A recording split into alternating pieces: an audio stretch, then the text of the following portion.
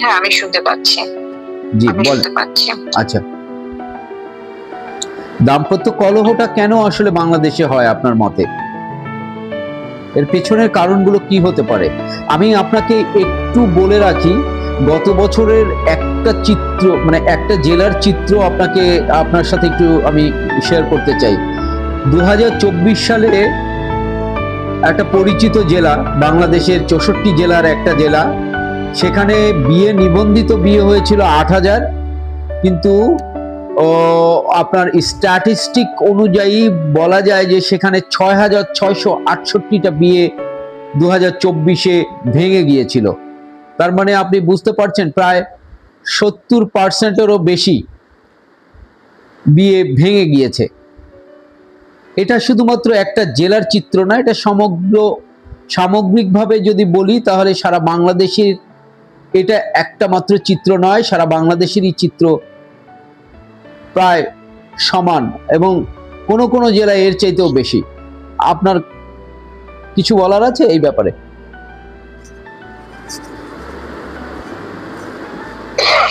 আসলে দাম্পত্য একটু জোরে বলবেন কাইন্ডলি। আসলে দাম্পত্য জীবন তো বলেই দিচ্ছে, এটা একটা জীবন, এটা স্বামী স্ত্রীর একটা একসাথে চলার জীবন।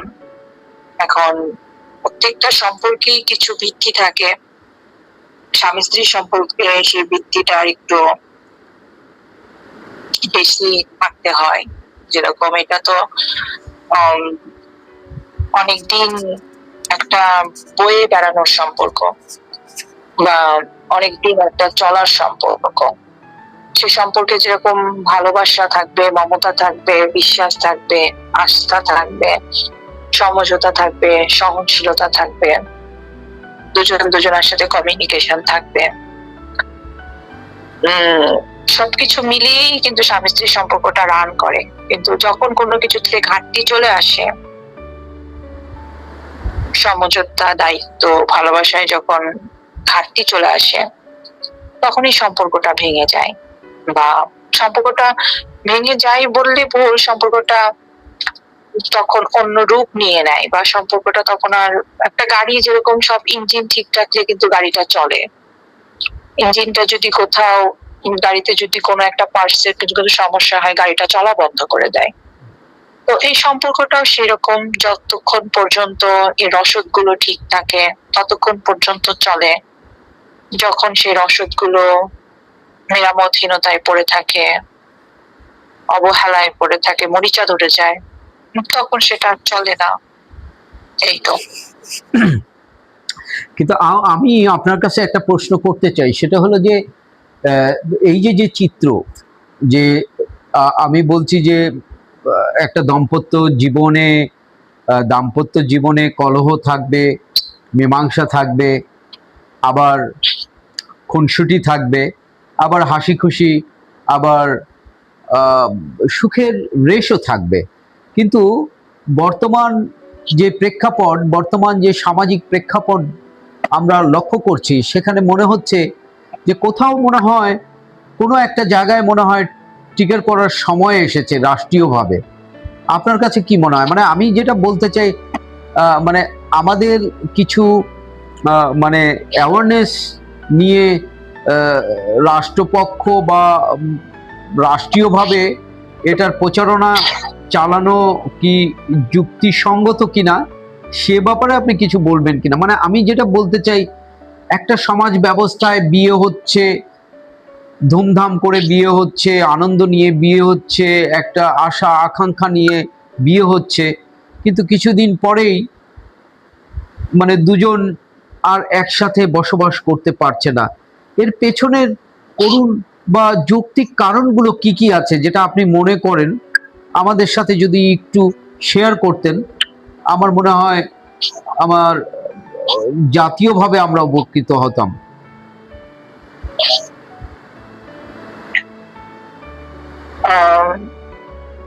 এখন যদি এটা বাংলাদেশের প্রেক্ষাপটেই বলতে হয়, তাহলে বাংলাদেশের প্রেক্ষাপটটা কিছুটা ভিন্ন। বাংলাদেশের যেরকম কিছুটা প্রেক্ষাপট থাকে, এখানে অনেক বেশি সামাজিক সাংস্কৃতিক একটা প্রভাবের ব্যাপার আছে।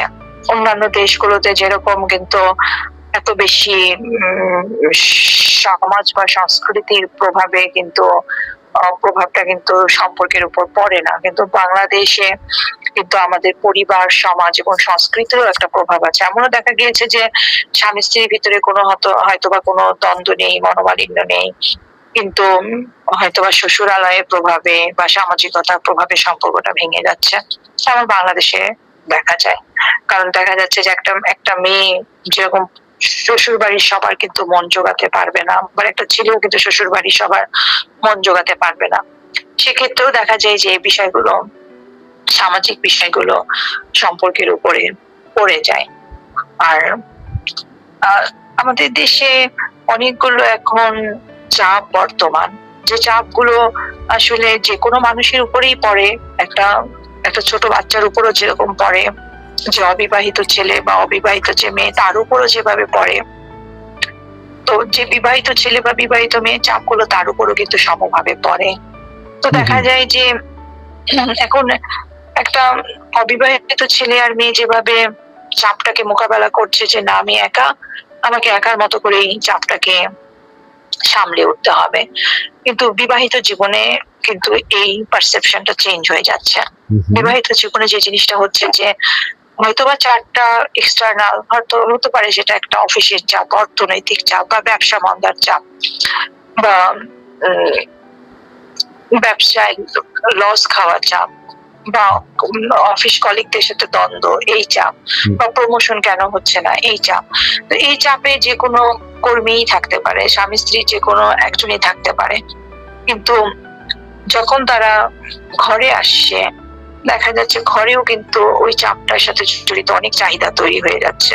কোন একটা কারণে যদি আপনার অফিসের একটা চাপ হয়, আপনার যদি বেতন বন্ধ হয়ে যায়, তাহলে কিন্তু বাসায় যে স্বামী স্ত্রীর যে একটা নর্মাল বাজার, নর্মাল যে স্কুলিং, বাচ্চার যে স্কুলিং, সেই জায়গাগুলোতে ঘাটতি তৈরি হয়ে যাচ্ছে। তখন তারা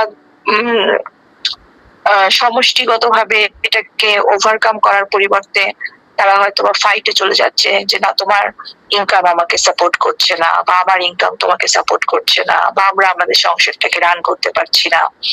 এখানে অবশ্যই দেশের একটা প্রভাব আছে রাষ্ট্রীয়ভাবে, কারণ বাচ্চাদের এডুকেশন সিস্টেমটা থেকে এত হাই করে ফেলেছে, কস্ট অনেক বেশি, লিভিং কস্ট অনেক বেড়ে গিয়েছে। তো একটা চাকরিজীবী তাকে একটা বাচ্চা পড়িয়ে একটা ওয়াইফ মেইনটেইন করে তাকে একটা জীবিকা নির্বাহ করতে হচ্ছে। তো বিবাহিত জীবনটা দেখা যাচ্ছে যে যতটা মানে মানুষের জীবনে, বাংলাদেশের প্রেক্ষাপটে বিবাহিত জীবনটা যত না বেশি এটা মধুর সময় কাটে বা হানিমুন পিরিয়ড কাটে, তার চাইতে অনেক বেশি বাস্তবতার চাপে তারা পুরো স্বামী স্ত্রী দুজনেই ঢুকে যায়। তখন তাদের জীবিকা নির্বাহ, স্কুলিং, তো চাপের কারণে বিবাহিত জীবনের যে মজাটা বা বিবাহিত জীবনের যে আনন্দটা সেটা তারা হারিয়ে ফেলে।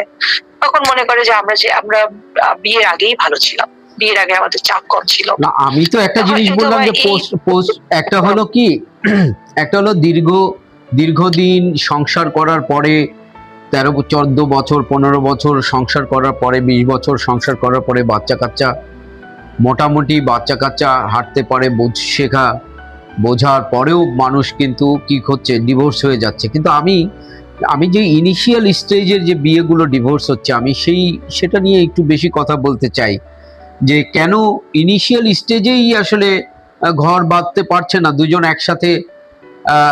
একসাথে এক রুমে থাকতে পারছে না, সেখানে 5-6 মাসের ভিতরেই বিয়েটা ভেঙে যাচ্ছে।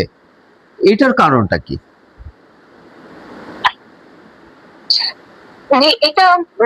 এটা আসলে মানে এটাও আমি বলবো সিস্টেম, এটাও আমাদের সিস্টেমের কারণ সামাজিক, এটা কি সামাজিক ব্যাধি হিসাবে দেখবেন? আমি সামাজিক ব্যাধি এই কারণে বলছি যে কোনো ভাবে কি আমরা গত 15-20 বছর বা 30 বছর, গত কয়েক যুগ ধরে, মানে আমি যেটা বলতে চাই গত 2 শতক ধরে, 2 শতাব্দী ধরে কি এই সমস্যাটা বেশি মানে আমাদের চোখে ধরা পড়ছে, নাকি এর আগেও ছিল, যেটা মানে কি বলবো, আমাদের এত সোশ্যাল মিডিয়াটা এত সাউন্ড ছিল না বা সোশ্যাল মিডিয়া সিস্টেমটা ছিল না দেখে অত প্রকাশ পায়নি? কি মনে করেন? নাকি অন্য কোনো কারণ আছে? মানে আর একটা আমি প্রশ্ন করি, কোনোভাবে কি এই 2 দশক ধরে আমাদের সংস্কৃতিও কি চেঞ্জ হয়ে গেছে কিনা কোনো কারণে? যে বিয়ে হচ্ছে, না, পছন্দ করে বিয়ে করছি, বাবা মা ধুমধাম করে বিয়ে দিচ্ছে, কোনো বিয়েই তো টিকছে না। মানে পছন্দ করা বিয়েও টিকছে না, আবার ধুমধাম করে বিয়ে দিচ্ছে সেইটাও টিকছে না। আর এটা কিন্তু খুবই অ্যালার্মিং ইস্যু হলো কি, এটা ইনিশিয়াল স্টেজেই এটা হচ্ছে। মানে এই বিষয় নিয়ে আমি আপনার কাছে একটু আপনার মতামত জানতে চাই, কেন এটা হচ্ছে? হ্যাঁ, বিষয়টা হতে পারে যে একটা জেনারিক চেঞ্জ হতে পারে, কারণ এখন দেখেন যে একটা জেনারেশন ছিল যখন আমরা একটা একটা ঈদে একটা জামা কিনতাম, আরেকটা ঈদ না আসা পর্যন্ত অপেক্ষা করতাম। হুম, যা নতুন ঈদে আবার নতুন একটা জামা কিনবো। সব ধর্মেই এরকম একটা প্রচলন ছিল। কিন্তু এখন কিন্তু আর জামা কেনার জন্য ঈদ পর্যন্ত অপেক্ষা করতে হয় না, তাই না? আমরা প্রতি মাসে বা প্রতি উইকে আমরা মানে এতটাই অপশন ক্রিয়েট হয়ে গিয়েছে যে আমরা চাইলেও আমরা কিনছি, না চাইলেও আমরা কিনছি, আমরা ইন পার্সন গিয়ে কিনছি, আমরা সোশ্যাল মিডিয়াতে অনলাইনে কিনছি। মানে মানে আমাদের আমরা কোনো কি একটা জিনিস আমরা কি পাওয়ার ফ্যাসিনেশনের একটা, মানে কি বলবো, একটা ফার্স্ট ফ্যাসিনেশনে ঢুকে গেছি নাকি কোনোভাবে, যেটা আমরা নিজেরাও মানে নিজে অজান্তে আমরা হারিয়ে ফেলেছি? যে আমি যেটা বলতে চাচ্ছি যে এটা আমাদের একটা ট্রেন্ড তৈরি হয়ে গিয়েছে এবং আমাদের অনেকগুলো মোড তৈরি হয়ে গিয়েছে। কোনো কিছু একটা পাওয়ার অনেকগুলো পথ আছে, বা কোনো কিছু একটা পাওয়ার অনেকগুলো অপশন যেরকম আছে, আবার হচ্ছে যে অনেকগুলো মোডও আছে। সেটা এটা যে শুধুমাত্র এটা মানে এটা আপনি বলতে পারেন এটা একটা মানে মানুষের মাইন্ডসেটটা অনেক বেশি অবজেক্টিফাইড হয়ে গিয়েছে। আমি আসলে স্পেসিফিক্যালি আপনার কাছে জানতে চাচ্ছি যে মানে আসলে এটার কারণ কি? মানে আলটিমেটলি এটা কিন্তু সমাজকে অস্থির রাখছে। আমরা কিন্তু যারা ডেভেলপিং কান্ট্রি, আমি মনে করি যে আমাদের সাবকন্টিনেন্টের যে ডেভেলপিং কান্ট্রি এবং যতগুলো গরিব দেশ পৃথিবীতে বিরাজমান, আমি সব দেশের চিত্র আমার কাছে মনে হয় অলমোস্ট একই হওয়ার কথা, কিন্তু আমি বাংলাদেশ নিয়েই কথা বলতে চাচ্ছি। এটা কি কোনোভাবে একটা সামাজিক ব্যাধি হয়ে যাচ্ছে না দিনে দিনে? এটা যদি এখনই রোধ না করতে পারি, তাহলে এটা কি কি সমাজে কি হতে পারে? আর মানে এর প্রভাবটা কেমন হতে পারে ইন ফিউচারে? যে কোনো জিনিসের যেটা বেশি হয়ে যাবে সেটা তো একটা ব্যাধির আকারেই ধারণ করবে। কিন্তু হ্যাঁ, এটা মানুষের একটা টেন্ডেন্সি তৈরি হয়ে গিয়েছে। তো এই জন্য এখন যেরকম আগে বিয়ে হতো, বিয়েটার কিছু রুলস রেগুলেশন থাকতো। একটা মেয়ের যখন বিয়ে হতো সে দেখা যাচ্ছে যে পারিবারিক প্রেক্ষাপটই আছে, কিন্তু মেয়েটার বিয়ে হওয়ার পরেও এখন কি হচ্ছে দেখা যাচ্ছে তারা অনেক মিডিয়া ব্যবহার করছে, হোয়াটসঅ্যাপ, অনেকগুলো সোশ্যাল অ্যাপস এর সাথে জড়িত আছে, অনেক তারা কাজকর্ম করছে, লেখাপড়া করছে। ছেলেদেরও একই অবস্থা। তো অনেক জায়গায় তারা অনেক স্বাদের ভিতর দিয়ে যাচ্ছে এবং মনে হচ্ছে যে তাদের কাছে মনে হচ্ছে যে মানে একটা মোবাইল চেঞ্জ করার মতোই পার্টনারও চেঞ্জ করা যায়। তো এটা অবশ্যই ব্যাধি, কারণ সম্পর্ক তো ডিভাইস না, তাই না? আমি কোনো একটা সামাজিক অনুষ্ঠানে বলেছিলাম, বিয়েটা একটা রিসিপ্রোকাল, একটা কি বলবো, রিসিপ্রোকাল সামাজিক শান্তির জায়গা। এটা একটা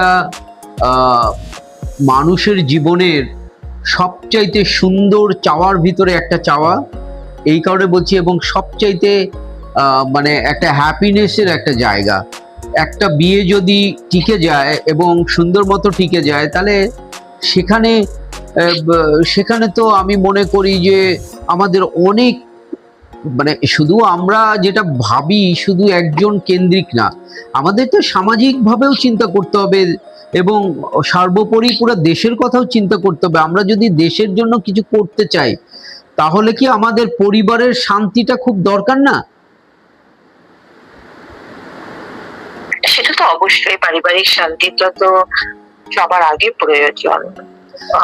আমি আরো আপনাকে একটা জিনিস, আমি আরো ইনফরমেশন আপনার সাথে আমি দিতে চাই। আমরা আগে দেখতাম শহর কেন্দ্রিক ডিভোর্স গুলো, শহর কেন্দ্রিক ছিল, কিন্তু ইদানিং আপনাকে বলি, ইদানিং গত 10-12 বছর ধরে এটা কিন্তু গ্রাম কেন্দ্রিক চলে গেছে।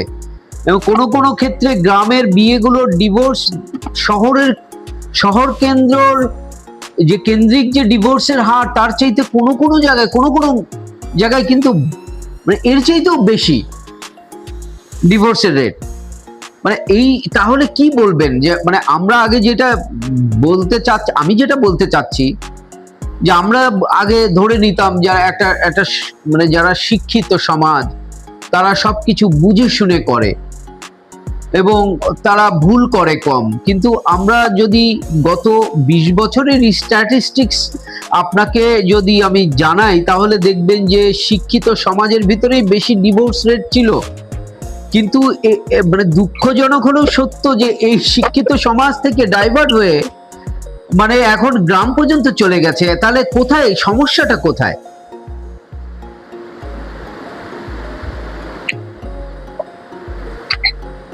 সমস্যাটা যে এটা কি আপনার কাছে মনে হয় কি যে এর সাথে কি বিশ্বাস অবিশ্বাস বা ইলিউসিভ অবিশ্বাসের জায়গা তৈরি হয় বলে এই ধরনের ডিভোর্স রেটটা বেড়ে যায় বা ডিভোর্স হয় বা দাম্পত্য কলহ সৃষ্টি হয়? আপনার কাছে কি মনে হয় মানে বিশ্বাসের জায়গাটা কি খুব ক্ষীণ, খুব ভঙ্গুর একজন আরেকজনের কাছে? এবং আরো বলি, এও শোনা যাচ্ছে যে সমাজ ব্যবস্থা এখন পরকীয়া প্রেম নাকি এটার একটা প্রধান কারণ। আপনার কাছে কি মনে হয়? বিষয়টা তো আমি দুটো জিনিসই বললাম। একটা হচ্ছে প্রথমত একটা মানুষের ভিতরে যে কোনো জিনিস অনেক তাড়াতাড়ি চেঞ্জ করবো, এটা একটা ট্রেন্ড এসেছে, নাম্বার 1। নাম্বার 2 হচ্ছে এখানে প্রযুক্তি সুযোগ তৈরি করে দিয়েছে, অপশন তৈরি করে দিয়েছে। খুব ভালো একটা কথা বললেন, খুব দারুণ। আর নাম্বার 3 হচ্ছে বাংলাদেশ এখন যে অবস্থার ভিতর দিয়ে যাচ্ছে তাতে ওই যে বললাম প্রত্যেকটা ঘরে ঘরে একটা চাপ আছে, যেই চাপে মানুষের দাম্পত্য জীবনে যে একটা সুখ অনুভব করা, এই সুখ অনুভব করার চাইতে তারা মনে করে বিয়ের পরে আমি চাপে পড়ে গিয়েছে, অনেক চাপ আমার জলে জড়িয়ে গিয়েছে। মানে আমি ওই চাপের আমি ওই মানে যেটাকে বলা হয় যে একদিকে হচ্ছে বিবাহিত জীবনের চাপ, অর্থনৈতিক চাপ, সামাজিক চাপ, ওই চাপ থেকে ওই চাপে সহ্য না করার টলারেন্স কমে যাওয়া, সুযোগ বেড়ে যাওয়া। আমি আমি আমি আমি আবারও একটু আপনার সাথে আমি আরেকটু শেয়ার করলে ভালো হবে। আমি মধ্যবর্তী যে মানে কি বলবো, মধ্যবর্তী বা দীর্ঘবর্তী যে বিয়েগুলো টিকে যাচ্ছে সেই বিয়েগুলো ভেঙে যাচ্ছে পরবর্তীতে। ওই বিয়ে বা ওই ধরনের দাম্পত্য কলহ নিয়ে বলছি না, আমি বলছি প্রথম দিকে যে ইনিশিয়াল স্টেজেই কেন বিয়ে ভেঙে যাচ্ছে, সেখানে তো বোঝাপড়ার সময়টুকু পাচ্ছে না একজন আরেকজনকে। তাহলে কি কি কারণ তাকে ড্রাইভ করছে, কি কি কারণগুলো ড্রাইভ করছে এই যে বিয়েগুলো ভেঙে যাচ্ছে? তারপরে সামাজিক কি বলবো,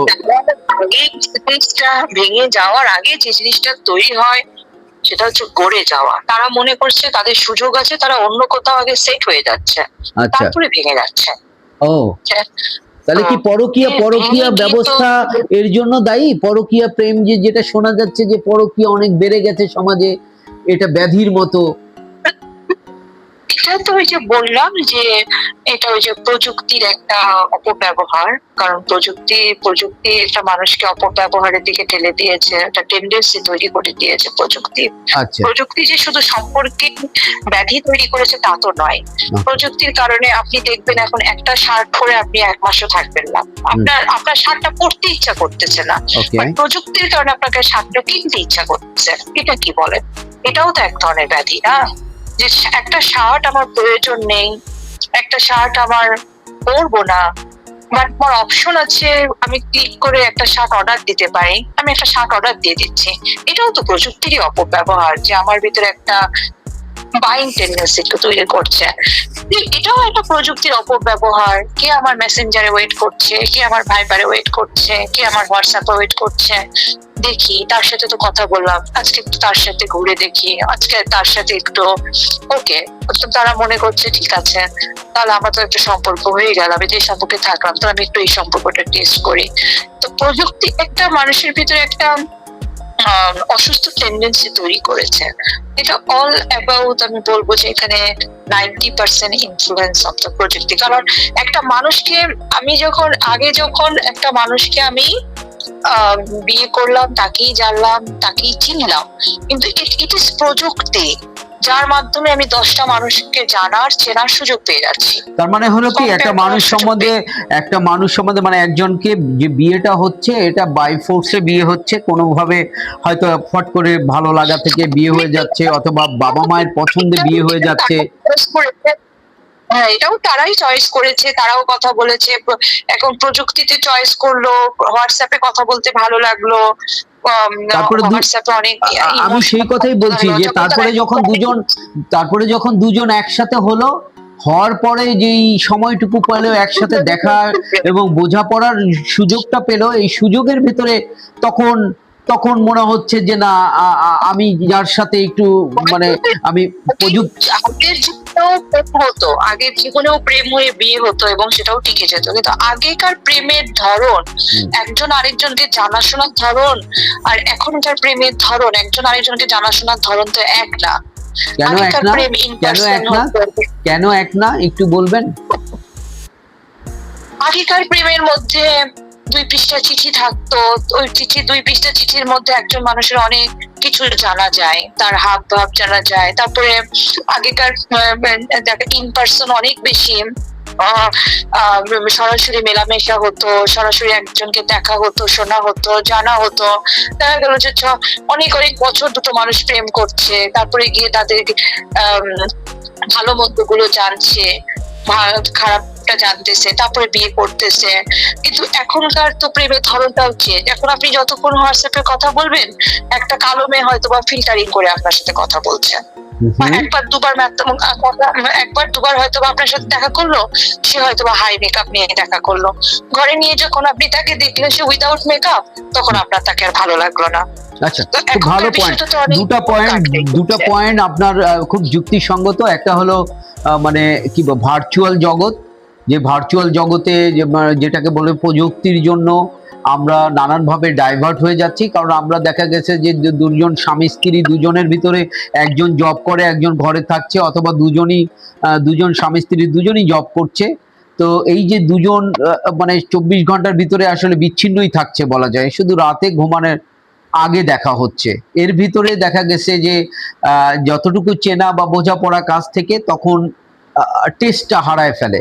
তখন মনে হয় এর চাইতে মনে হয় যার সাথে আমি দৈনন্দিন ভাবে জীবন যাপন বা চলাফেরা করছি, তাকে কোনো না কোনো ভাবে হয়তো বা তার প্রেমে পড়ে যাচ্ছি, অথবা তার প্রতি দুর্বল হয়ে আমরা কি করছি, আমাদের দাম্পত্য জীবনকে আমরা তখন কলুষিত করে ফেলছি, অথবা দাম্পত্য জীবনকে ভেঙে ফেলছি, এমন কিছু। হ্যাঁ, পাশাপাশি আমি যেটা বললাম যে দাম্পত্য জীবনে রাষ্ট্রের যেখানে ক্ষমতা আর কি প্রভাব আছে, মানে রাষ্ট্র এমন একটা জায়গায় আছে যে ঘরের সুখটা হারিয়ে যাচ্ছে। রাষ্ট্র যদি সুখে থাকে, ঘরও সুখে থাকবে। রাষ্ট্রীয় চাপ কোনো না কোনো ভাবে ঘরের ভিতর চলে এসেছে। রাষ্ট্র যদি সামাজিক ভাবে ভালনারেবল থাকে, তাহলে আমার ঘরটাও কিন্তু ভালনারেবল।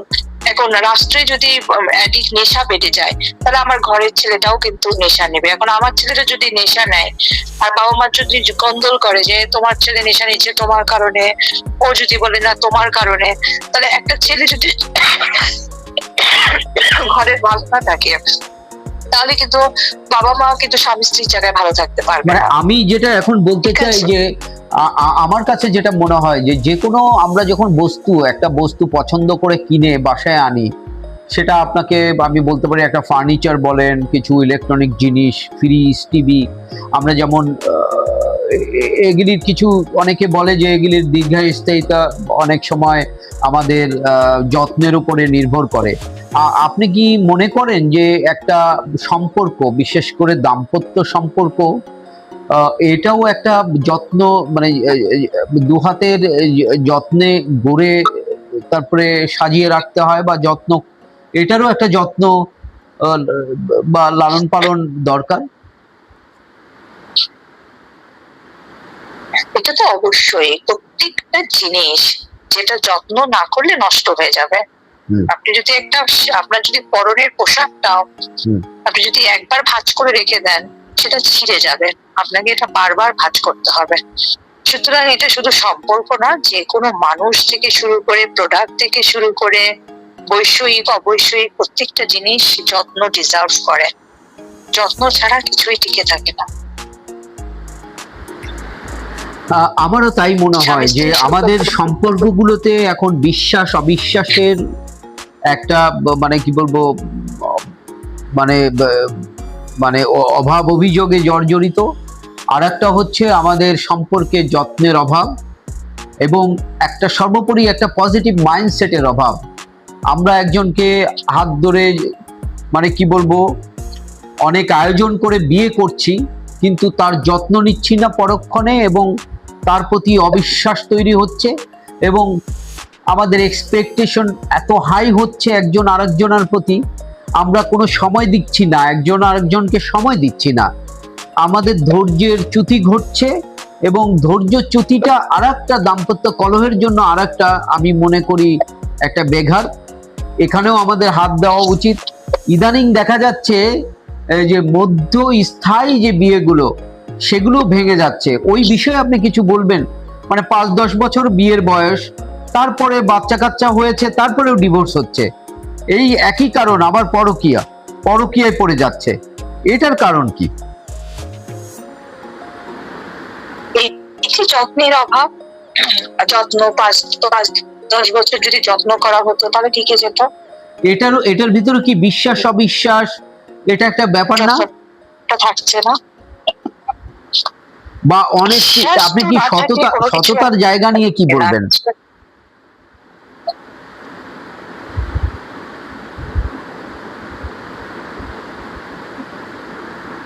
সরি, আমি বলতে চাচ্ছি এই জায়গাগুলোতে একজন আরেকজনের প্রতি যে লয়াল, এই লয়ালটি নিয়ে আপনি মানে এই লয়াল বিষয়টা নিয়ে আপনি কি বলবেন? মানে সততা নিয়ে কি কিছু বলার আছে আপনার? আমি একটু উদাহরণ দিই আপনাকে। দেখা গেল আমি একদম শিক্ষিত সমাজের কথা বলছি, যেই সমাজে ডিভোর্স রেট তুলনামূলকভাবে অনেক হাই, এটাও অ্যালার্মিং। এটা আমাদেরকে রাষ্ট্রীয়ভাবে পুরো ডিভোর্স রেট নিয়ে পর্যালোচনা করা উচিত। এটা যেহেতু সমাজের একটা ব্যাধি হিসেবে কাজ করছে এবং নট অনলি একটা বিয়ের সাথে কিন্তু অনেকগুলো বিষয় জড়িত। আপনাকে আমি যদি একটু বলি আপনার জন্য সুবিধা হবে বলতে, সেটা হলো যে একটা বিয়ে এবং একটা বিয়ে ভাঙার সাথে অর্থনৈতিক সম্পর্ক জড়িত, তারপরে আপনার মনস্তাত্ত্বিক সম্পর্ক জড়িত, মনস্তাত্ত্বিক মানে স্বাস্থ্যগত ব্যাপার জড়িত, এবং সর্বোপরি মানে সুস্বাস্থ্যর এটাও একটা মানে কি বলবো এটাও একটা পার্ট, এটা একটা অংশ। এই ধরনের দেখা গেছে যে দাম্পত্য কলহ বা দাম্পত্য বিচ্ছেদ কোনোটাই কিন্তু আমাদেরকে ভালো রাখছে না মানসিকভাবে, তাহলে আমাদের এবং শারীরিকভাবেও, এবং অর্থনৈতিক ক্ষতি তো দুপক্ষেরই আছে, সামাজিকভাবেও ক্ষতি আছে, সামাজিক বেঘাত আছে, সামাজিক আঘাত আছে, এবং সামাজিক যেই কি বলবো সামাজিক কিছু মানে ট্যাবও আছে, এবং সামাজিকভাবেও কিন্তু একজন মানুষ মানে যেটা বলতে চাচ্ছি যে সামাজিকভাবেও কিন্তু অনেকেই হেয় প্রতিপন্ন হচ্ছে একটা ডিভোর্সের পরে। এবং সর্বোপরি যেটা দেখা যায় এই ডিভোর্সের পরে খুব কম মানে কি বলবো খুব কমই দেখা গেছে যে একটা মেয়ে বা একটা ছেলে খুব ভালোভাবে আর একটা সম্পর্ক তৈরি করে বা সংসার করে ভালো আছে। মানে আমি যেটা বলতে চাই যে এ ধরনের একটা ভুল থেকে জীবন অনেক বড় ঝুঁকিতে পড়ে যায়, সেটা অর্থনৈতিকভাবে, সামাজিকভাবে এবং মানসিকভাবে এবং শারীরিকভাবে। সর্বোপরি একটা মানুষ যদি তার শান্তির জায়গা থেকে দূরে থাকে তাহলে সেই মানুষটা তো বেঁচে থেকেও মরে যায়। এই বিষয় নিয়ে কি বলবেন? পরামর্শ কি আপনার? শুধু প্রতিরোধ করাই না, মানে সামাজিকভাবে একটা মানুষকে ভালো থাকতে গেলে মানে দাম্পত্য কলহ থেকে দূরে থাকতে হবে, এবং এই দাম্পত্য কলহ যেন না বাড়ে এটার জন্য কি করা উচিত? এটা কি আমাদের সাথে কাউন্সিলিং করা উচিত, পরামর্শ নেওয়া উচিত? আপনাদের মতো যারা মানে কি বলবো মনোবিজ্ঞানী আছেন বা মনো ডক্টর আছেন এবং যারা সামাজিক পরামর্শদাতা আছে, তাদের কি সাহায্য সহযোগিতাও কি দরকার কিনা রাষ্ট্রের পাশাপাশি, এবং রাষ্ট্রের কি করণীয়? সম্পর্ক কিছু স্টেজে থাকে। সম্পর্ক কিছু, এটা তো একটা জার্নির মতো, কিছু স্টেজে থাকে।